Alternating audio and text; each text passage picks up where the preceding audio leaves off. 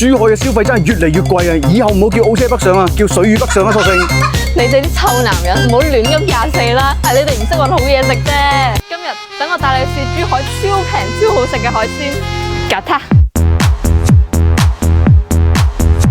哇，白貝6蚊一斤，桂山蜆8蚊一斤，仲有沙白絲10蚊一斤，老虎斑先49蚊咋？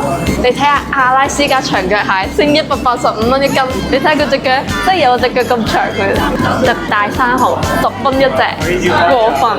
第一個出場泰式羅氏蝦刺身，你睇下佢處理得幾乾淨，唔好似人哋咁處理得好樣衰咯。真係勁正，個蝦超新鮮，仲要食完之後咧，記得飲翻啖汁，佢啲汁真係超好食。點啊？呢個羅氏蝦刺身你俾幾多分佢啊120分。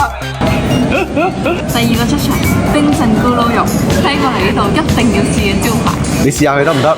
其實冰鎮咕嚕肉好多間大排檔都有做嘅，但呢一間咧個皮又夠薄又夠脆，而且入邊又唔會怕太肥。肉你俾幾多分佢啊？都好正喎，120分啊！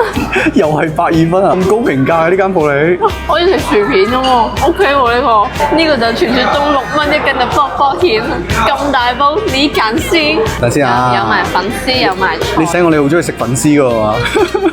你又講啲乜嘢啊？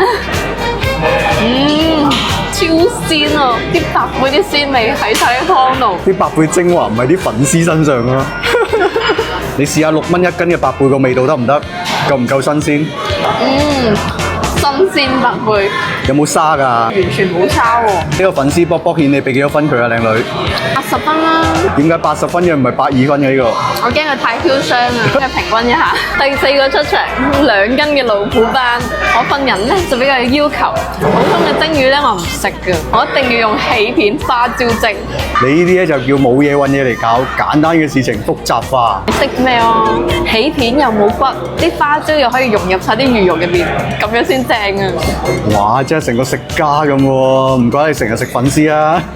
有你。你試一嚿下得唔得？有冇你講得咁誇張？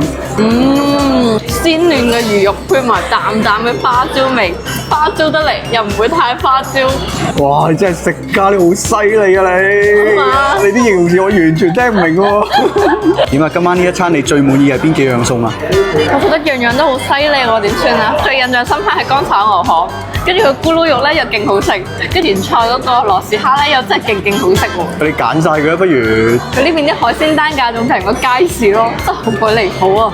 但係呢度咧唔止得個平字，所有食物都整得非常有水準。4個人先300幾蚊，平均1個人先80幾蚊，真係好鬼抵啊！